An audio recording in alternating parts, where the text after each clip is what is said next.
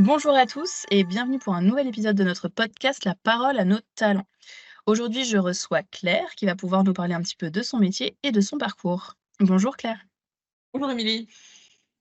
Alors, est-ce que tu peux nous dire concrètement, tu fais quoi chez Talent et c'est quoi ton métier?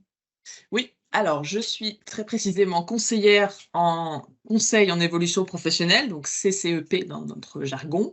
Le but, du coup de mon métier, c'est d'accompagner, de renseigner et d'accompagner les salariés et les indépendants dans tout ce qui va concerner leur évolution de carrière, la mobilité, la reconversion. Donc c'est un service public, qui n'est pas encore très connu, mais qui existe depuis 2020 maintenant.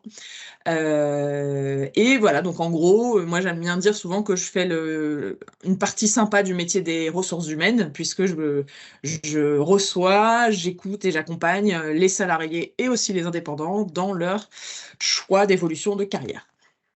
Ok, super clair. Et qu'est-ce que t'aimes toi dans ton métier?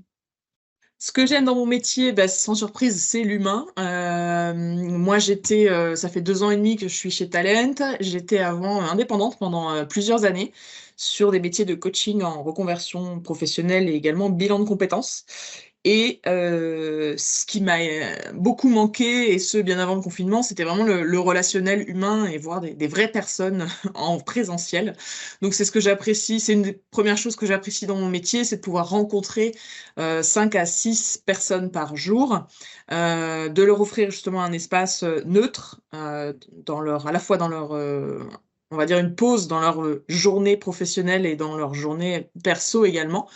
Donc de pouvoir rencontrer des personnes, les écouter, réfléchir avec eux, à leur évolution, à leur souhait d'évolution et construire ensuite vraiment, de manière, très personnalisée parce que c'est ce qui est bien également sur ce service, c'est qu'on s'adapte vraiment à la personne, à sa situation et en fonction de sa situation et de ses souhaits, les dispositifs de financement, par exemple, mobilisables, ne vont pas être les mêmes et donc ça permet, de ne jamais s'ennuyer finalement parce qu'on personne est toujours, unique et on co-construit avec elle, un parcours qui va l'amener vers du mieux. Donc dans un monde professionnel qui est plutôt assez brutal malheureusement, moi j'adore la partie humaine de mon métier et la partie, «optimiste» entre guillemets puisqu'on les aide à se repositionner.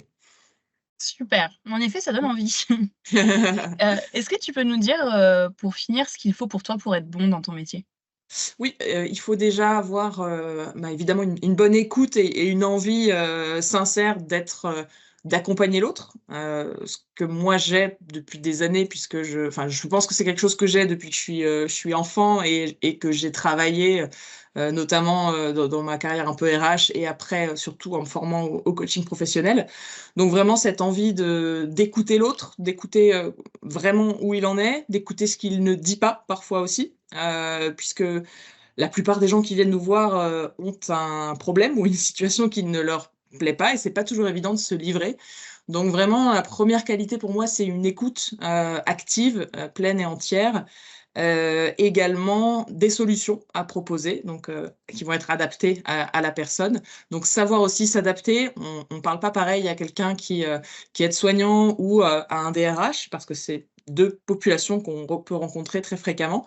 Donc savoir s'adapter au niveau de la personne et se former toujours, enfin se former, être, aussi, à faire une veille sur les dispositifs qui sont mobilisables pour avoir des données, à jour. Donc, voilà, être en perpétuelle, veille et état d'apprentissage. OK, super. Et bah, très clair, merci beaucoup. Avec plaisir. Et puis à tous, à très bientôt pour un nouvel épisode de La parole à nos talents.